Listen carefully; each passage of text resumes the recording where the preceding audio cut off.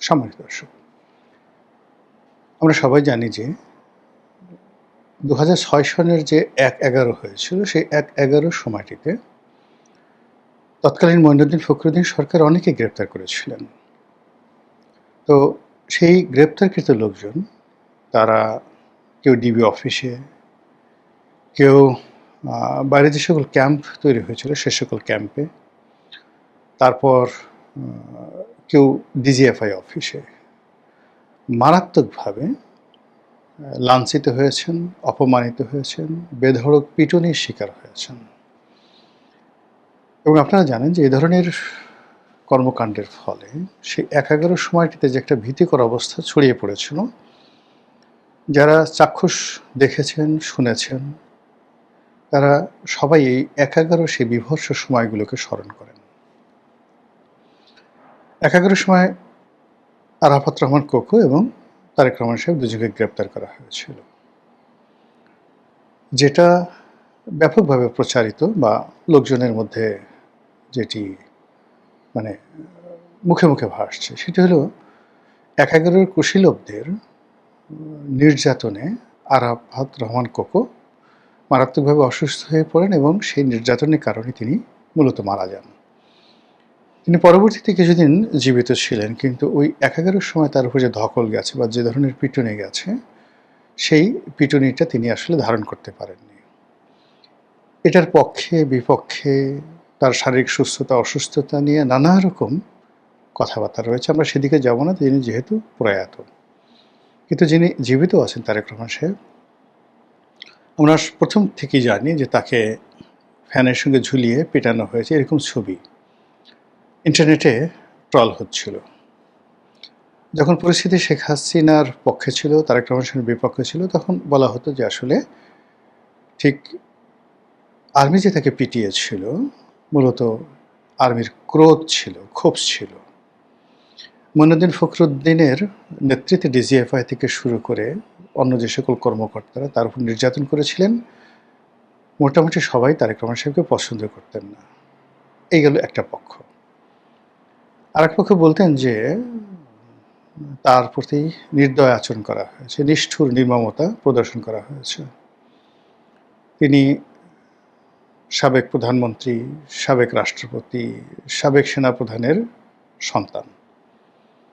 তিনি কোনো রাজনৈতিক পোর্টফোলিও ধারণ করতেন না। সরাসরি তার বিরুদ্ধে ওইরকম কোনো ক্রিমিনাল কেস, যেটাকে বলা হয় মার্ডার কেস, অন্যকে মেরে ফেলা, হত্যা, গুম, এই জিনিসগুলো ছিল না। তিনি হাওয়া ভবন পরিচালনা করতেন, রাজনৈতিক কর্মকাণ্ড করতেন, চাঁদাবাজির অভিযোগ ছিল, দুর্নীতির অভিযোগ ছিল, কিন্তু ঠিক মানুষ মেরে ফেলা, গুম করা, এই জিনিসগুলো তার বিরুদ্ধে ছিল না। ফলে এরকম একজন মানুষকে আপনি আইনের আওতায় এনে তাকে বিচার করতে পারতেন, তাকে সাজা দিতে পারতেন, কিন্তু তা না করে তাকে যেভাবে পিটিয়েছেন, মেরেছেন, এটা কোনো অবস্থাতেই সভ্য দুনিয়াতে হয় না। এটা অনেকে বলার চেষ্টা করছেন। এভাবে তারেক রহমান সাহেব যতদিন দেশের বাইরে ছিলেন, তার এই যে গ্রেপ্তার করা ১/১১ সময় তাকে পিটিয়ে অসুস্থ বানিয়ে ফেলা, এই বিষয়গুলো মানুষের মুখে মুখে ভাসছিল, কিন্তু তিনি কখনো মুখ ফুটে এই ধরনের কোনো কথাবার্তা বলেননি। ক্ষমতায় আসার পর বা ক্ষমতায় আসার আগে হঠাৎ করে চরমোনাই পীর সাহেবের সঙ্গে বা ইসলামী আন্দোলনের সঙ্গে বিএনপির সম্পর্কটা খারাপ হয়ে যায়। তো ওই সময় চরমোনাই পীর সাহেব, ছোট পীর সাহেব মাওলানা ফয়জুল করিম সাহেব, তিনি প্রকাশ্য যাকে বলা হয় জনসভাতে বলেন যে আপনাদের নেতাকে মিলিটারিরা ধরে নিয়ে যে পিটিয়ে কোমর ভেঙে দিয়েছিল, মাজা ভেঙে দিয়েছিল, এটা কি এমনি এমনি করেছিল? অনেক অন্যায় করেছে, জুলুম করেছে, এবং এই কারণে মিলিটারি এই কাজগুলো করেছে। এরপর থেকে এটা মূলত বিএনপি বিরোধী যারা শক্তি, তারা এই ন্যারেটিভটিকে প্রচার করতে থাকে তারেক রহমান সাহেবের বিরুদ্ধে। চরমোনাই পীর আরেকটি কথা বলেছিলেন, চাঁদা পড়ে লন্ডনে, চাঁদা পড়ে পল্টনে, চাঁদা যায় লন্ডনে, এরকম একটা কী ধরনের শব্দ মিলিয়ে তিনি বলেছিলেন। ওটাও কিন্তু নিদারুণ বাজার পেয়েছিল। তখনও কিন্তু দলের পক্ষ থেকে কিংবা তারেক রহমান সাহেবের পক্ষ থেকে তার কোনো আপনজন এই পীর সাহেবের বক্তব্যকে প্রতিবাদ করে বা তার বিরুদ্ধে কোনো মন্তব্য তিনি করেননি। তো সবাই ধরে নিয়েছিল যে তিনি আসলে পুরো বিষয়টা অ্যাভয়েড করতে চাচ্ছেন। অ্যাভয়েড করতে চাচ্ছেন কৌশলগত কারণে, এবং তিনি সেনাবাহিনীর সঙ্গে কোনো কন্ট্রাডিকশন অ্যান্ড কনফ্লিক্টে যেতে চাচ্ছেন না। এটাই বাস্তবতা। রাজনীতিতে তিনি কোনো প্রতিহিংসা তৈরি করতে চাচ্ছেন না। কিন্তু তারপরেও সেনাবাহিনীর মধ্যে একটা ভয় ছিল, এবং তিনি বেশ কিছু সামরিক কর্মকর্তা যারা সাবেক, তাদের সঙ্গে একটি বৈঠক করেছিলেন ক্ষমতায় আসার আগে স্কাইপের মাধ্যমে। তো সেখানে জনৈক সিনিয়র সামরিক কর্মকর্তা তাকে মেনশন করে তিনি যেটা বললেন সেটা হলো যে তিনি কোনো এক সময় ওই সামরিক কর্মকর্তার সঙ্গে ছোটোকালে বা যে কোনো এক সময় মন্দ ব্যবহার করেছিলেন, and he sorry for that. তো এটা নিয়ে কিন্তু অনেক আলাপ আলোচনা হয়েছিল, এবং সবাই এই কথাটা মানে তারেক রহমান সাহেব না বললেই ভালো হতো। এটা দ্বারা বোঝাচ্ছে যে তারেক রহমান সাহেব আসলে মূলত খারাপ ব্যবহার করতেন মানুষের সঙ্গে। আর দ্বিতীয়ত হলো, এরকম একজন সিনিয়র জেনারেল, তার সঙ্গে তার পর্যায় থেকে তিনি যদি শৈশবে খারাপ ব্যবহার করে থাকেন সেটা ভেরি ডেঞ্জারাস। আর তার যখন ক্ষমতা ছিল, হাওয়া ভবনে তিনি বসছেন, তখন যদি তিনি এই আচরণ করে থাকেন সেটাও ডেঞ্জারাস। মানে একটা হলো সেমি ডেঞ্জারাস আর একটা হলো ভেরি ডেঞ্জারাস। শৈশবে ধরেন আপনি একদম একটা শিশু বা একটা কিশোর, আপনি ইন্টারমিডিয়েট পড়েন, তখন আপনি কথা নাই বার্তা একজন মেজর জেনারেল, একজন জেনারেল, একজন কর্নেল, একজন ব্রিগেডিয়ারকে অপমান করেন, এটা ভীষণ রকম একটা দুঃসাহসিক কর্মকাণ্ড। আবার সেই তুলনায় ধরেন আপনি প্রধানমন্ত্রীর ছেলে, হাওয়া ভবন চালান, সেই অর্থে আপনি একজন জেনারেলকে অপমান করলেন, সেটা আবার ভিন্ন একটা বিষয়, কিন্তু দুটোই খারাপ। তো সেই অর্থে যখন তারেক রহমান সাহেব নিজ মুখে এই কথাটা বললেন, অ্যাজিব বিএনপি যারা লোকজন তারা মনে করলেন যে তিনি ভালো হয়ে গেছেন, তিনি অনুতপ্ত, এবং তিনি আর এই কাজ জীবনে করবেন না, এবং এটা ভালো হয়েছে। আর বিপক্ষরা যারা বলল যে এই সময় জাতির সামনে এই কথাটা না বললেই ভালো হতো, যে ভদ্রলোক মানে যেই জেনারেলকে তিনি উদ্দেশ্য করে বা সিনিয়র অফিসারকে উদ্দেশ্য করে তিনি এই কথাটা বললেন, মূলত তাকে তিনি প্রকাশ্য দরবারে বেইজ্জতি করলেন। প্রথম দফায় তিনি বেইজ্জতি হয়েছেন যখন তার সঙ্গে খারাপ আচরণ করা হয়েছিল। আবার সেই লোক সেই খারাপ আচরণ করার পর দল ছেড়ে যায়নি, তারেক জিয়াকে ছেড়ে যায়নি, আবার সে বিএনপির অফিসে আসছে স্বেচ্ছায়।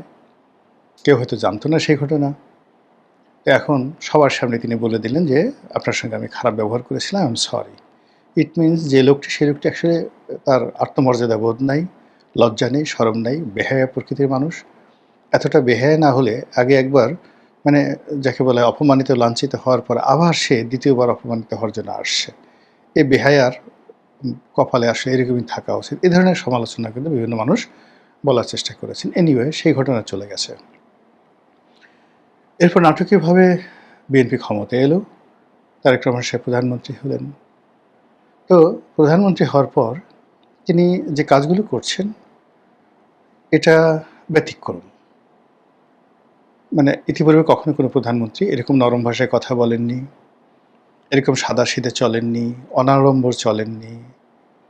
তারপর কারো সাথে নেই, পাশে নেই, কারো বিরুদ্ধে কোনো মন্দ কথা বলছেন না, ইত্যাদি ইত্যাদি প্রশংসনীয় অনেকগুলো জিনিস আছে। কিন্তু তলে তলে কাজ যা হওয়ার সব হচ্ছে। বিএনপির নামের যে দলটি, সেই দলটির সঙ্গে যারা সুবিধাভাগী বা সুবিধাভোগী যারা বা সুবিধাবাদী যারা, তারা ব্যাংক, বিমা, সরকারি অফিস, আদালত থেকে শুরু করে নদী খেকো, মাটি খেকো, পদ্মা সেতুর যে পিলার, সেই পিলারের গোড়া থেকে অমানবিকভাবে ট্রাকের পর ট্রাক মাটি নিয়ে ইটভাটায় বিক্রি করে দেওয়ার মতো দুর্বৃত্ত এই বিএনপিতে আছে। মানে কতটা নির্মম আপনি চিন্তা করেন। তো প্রধানমন্ত্রী যতই ভালো কথা বলুন না কেন, এটার একটা মার্কও তার খাতায় জমা হবে না যতক্ষণ না পর্যন্ত তার লোকদেরকে তিনি নিয়ন্ত্রণ করতে না পারবেন। আবার অন্যদিকে তিনি যতই অহিংস নীতি ধারণ করেন, গান্ধীবাদী আচরণ ধারণ করেন, কিন্তু বিএনপির যারা সকল লোকজন এখন তাফালিং করছে, যে সমস্ত লোকজন এখন শক্তিমত্তা দেখাচ্ছে, বিভিন্ন জায়গাতে প্রতিপক্ষের উপর প্রতিহিংসা দেখাচ্ছে, সারা বাংলাদেশের থানাগুলো দখল নিয়েছে, মামলা করছে, মোকদ্দমা করছে, প্রতিপক্ষর বাড়ির উপরে আক্রমণ চালাচ্ছে, প্রতিপক্ষের বহু বাচ্চা থেকে শুরু করে সবাইকে তারা গনিমতের মাল মনে করছে, এই যে জিনিসগুলো, কোন পর্যায়ে চলছে এটা প্রধানমন্ত্রীকে শুধু নিজে ভালো হলে হবে না, তার এই দলকে নিয়ন্ত্রণে রাখতে হবে। আদারওয়াইজ তার জন্য এই দলের সমস্ত কর্মকাণ্ড যখন বোঝা হয়ে আসবে, তিনি আরও দেবতা হন, আরও ভালো হন, এতে কোনো লাভ হবে না। তো যেটা বলছিলাম যে তিনি সাম্প্রতিক সময়ে একটি কথা বলেছেন, যে কথাটা আপাত দৃষ্টিতে আপনার কাছে মনে হবে খুব উদার। তিনি বলেছেন যে আমার পিঠের হাড়, একটি হাড় এখনো বাঁকা হয়ে আছে, সেটা ঠিকমতো জোড়া লাগেনি। মানে তাকে মেরে পিটিয়ে পিঠের হাড়, মেরুদণ্ডের যে হাড়, এটা ভেঙে দেওয়া হয়েছিল। পরবর্তীতে এটা জোড়া লেগেছে বটে, কিন্তু বাঁকা হয়ে আছে। এবং আপনি জানেন যে হাড় খুব সেন্সিটিভ, এটি কোনো কারণে যদি একটু বাঁকা হয়ে থাকে তাহলে প্রচুর পেইন দেয়। আপনি আপনার দাঁতের মধ্যে ছোট্ট একটা জিনিস দেখবেন, দাঁতের কোনায় এক সুতা পরিমাণ দাঁত একটু চোখা হয়ে আছে, ধারালো হয়ে আছে, আপনার জিহ্বা কেটে যাবে, গাল কেটে যাবে, আপনি খেতে পারবেন না, অসুস্থ। সেক্ষেত্রে মেরুদণ্ডের একটা হাড় যদি সত্যিকারটা বাঁকা হয়ে যায়, তো জোড়া ঠিক মতো না লাগে, সেটার পেইন ভুক্তভোগী ছাড়া বুঝতে পারে না। তো সেই কথা তিনি উল্লেখ করেছেন মূলত পাবলিক সেন্টিমেন্ট পাওয়ার জন্য। দ্বিতীয়ত তিনি যে উদার, যে এই বেদনা কষ্ট ধারণ করার পর তিনি বলছেন যে আমি হয়তো প্রতিশোধ নিলে আমার তো এই হার ঠিক হবে না, যেটা আছে সেটাই, ফলে এগুলো দরকার হবে না। এই কথাগুলো তিনি বলছেন বটে, কিন্তু তার যারা প্রতিপক্ষ, তারা যে মেসেজ পাওয়ার, সে মেসেজ তারা পেয়ে গেছে। সেটা হলো, তিনি এই কথাগুলো ক্ষমতায় আসার আগে কেন বলেননি? ক্ষমতায় বসে যখন তিনি এই কথাগুলো বলছেন, এক্ষেত্রে তিনি তার অতীতের যে দুর্ভোগ দুর্দশা, তার উপর যে জুলুম অত্যাচার, সেই বিষয়গুলো তিনি স্মরণ করছেন। He is remembering. ২ নম্বর হলো যে মনের মধ্যে যখন এই বিষয়গুলো আপনার স্মরণ হতে থাকে এবং একটার পর একটা দানা বাঁধতে থাকে, তখন প্রধানমন্ত্রী চাইলেই কি না চাইলেই কি, হিজ বডি, হিজ মাইন্ড কতগুলো রসায়ন করে, অর্থাৎ প্রতিহিংসা তৈরি করে ফেলে। এজন্য মস্তিষ্কের মধ্যে অনেকগুলো, যাকে বলা হয়, রস তৈরি হয়ে যায়। আপনি যখন ইতিবাচক চিন্তা করবেন তখন এক ধরনের কোষ তৈরি হবে, এক ধরনের রস তৈরি হবে, যেগুলোকে সেল বলা হয়। আর একটা হলো জেল, সেল অ্যান্ড জেল, এটা তৈরি হয়ে যাবে। পজিটিভ চিন্তা করবেন, ফলে আপনার সামনে একটা নেগেটিভ ঘটনা ঘটলেও আপনি হাসতে থাকবেন, আপনি বুঝেন না। আর আপনি যখন সবসময় নেগেটিভ চিন্তা করবেন, তখন আপনার সামনে একটা পজিটিভ ঘটনা ঘটলেও আপনি সন্দেহের দৃষ্টিতে দেখবেন। এজন্য আসলে হয় কি, বড় বড় মানুষগুলো তাদের অতীতকে নিয়ে কখনোই ঘাটাঘাটি করে না। তাদের সঙ্গে খারাপ আচরণ করা হয়েছে না ভালো আচরণ করেছে একটাও মনে রাখে না। ভালো আচরণও মনে রাখে না, খারাপ আচরণও রাখে না। কেউ এসে স্মরণ করায় দেয় যে আমি তো আপনার জন্য এটা কাজ করেছিলাম। ও আচ্ছা, তাই নাকি? মনে পড়েছে, মনে পড়েছে। তা এখন আমি কী করতে পারি? তখন তারা উপকার করে। কিন্তু আপনি যখনই, আপনাকে কেউ বেশি উপকার করলো সেটাও ধারণ করে রাখলেন, কেউ আপনাকে ক্ষতি করলো সেটাও ধারণ করে রাখলেন, এটি আসলে বড় মানুষের জন্য শোভনীয় নয়। ছোট মানুষ, মধ্যবিত্ত শ্রেণীর মানুষ, তাদের জন্য এটা ওকে আছে। তো সেই ক্ষেত্রে তারেক রহমান সাহেবের সঙ্গে যে ঘটনাগুলো ঘটেছে, তিনি আবার এই ক্ষমতায় বসার পরে সেই জিনিসগুলো স্মরণ করছেন। তো স্মরণ করার মধ্যে আবার কিছু ঘটনা কিন্তু ঘটেও গেছে। তিনি ১/১১ অন্যতম কুশীলব জনাব মাসুদউদ্দিন চৌধুরী, তাকে গ্রেপ্তার করে আনা হয়েছে বা করে গ্রেপ্তার হয়েছেন। তাকে একের পর এক রিমান্ডে নেওয়া হয়েছে এবং তিনি আদালতে এসে বলছে যে আমার বয়স এত, আমি আর পারছি না, আই ক্যানট সারভাইভ, আমি আর পারছি না। এরপর আসলে আর বলা কিছু থাকে না। এখন মাসুদউদ্দিন, মঈনুদ্দিন, ফখরুদ্দিন, মানে মাসুদউদ্দিন বাংলাদেশে আছে, বাকি এরা উদ্দিন যারা আছে তারা সব তো দেশের বাইরে আছে। কিন্তু তাদের যে সকল এজেন্ট, যে সমস্ত লোকজন বাংলাদেশে আছে যারা ফ্রন্টিয়ার লাইনে হয় না, তারা কিন্তু মোরাললেস এই মাসুদউদ্দিন চৌধুরীর সঙ্গে যে ঘটনাগুলো ঘটেছে, আর তারেক রহমান সাহেব যে এই জিনিসগুলো স্মরণ করছেন, বারবার বলছেন যে তার হাড় ভাঙা, জোড়া লাগেনি ঠিক মতো, এই জিনিসগুলো যে তার মনের মধ্যে, আর্মিতে অনেকগুলো শেখানো হয় বিষয়গুলো। এখানে কিন্তু একটা সাইকোলজিক্যাল একটা ট্রিটমেন্ট থাকে। যারা আর্মিতে পরীক্ষা দিয়েছেন, আমি আইএসএসবি করেছি, জয়েন করা হয়নি। তো সেই আইএসএসবিতে সাইকোলজিক্যাল টেস্ট, একটা বিরাট সাইকোলজিক্যাল টেস্ট ছিল। তো প্রতিটি অফিসার তারা এখানে ঢুকে মনস্তাত্ত্বিক পরীক্ষা দিয়ে এবং তাদের ট্রেনিং থেকে শুরু করে অন্য সব জায়গাতে ফিজিক্যাল ফিটনেস, কৌশল, মনোবল এবং মনস্তাত্ত্বিক সাইকোলজিক্যাল এই জিনিসগুলো সব অন্তর্ভুক্ত থাকে। ফলে এভরি অফিসার এই যে মানে যাকে বলা হয় 3D, তারা সব ব্যাপারে এক্সপার্ট থাকেন। অত বেশি না, কিন্তু যতটুকু প্রয়োজন। তারা দার্শনিক হন, তারা অঙ্কবিদ হন, তারা ঘোড়া সওয়ার হন, তারা গুলি করতে পারেন, তারা প্লেনে চড়তে পারেন, প্যারাশুট দিয়ে লাফিয়ে পড়তে পারেন, আরও অনেক কিছু। কাজেই আর্মি থেকে রিটায়ার্ড করেছেন, সেটা মেজর হন কিংবা মেজর জেনারেল হন, লেফটেন্যান্ট জেনারেল হন কিংবা ফুল জেনারেল হন, ডাজ নট ম্যাটার, ট্রেনিং কিন্তু ওই রকমই।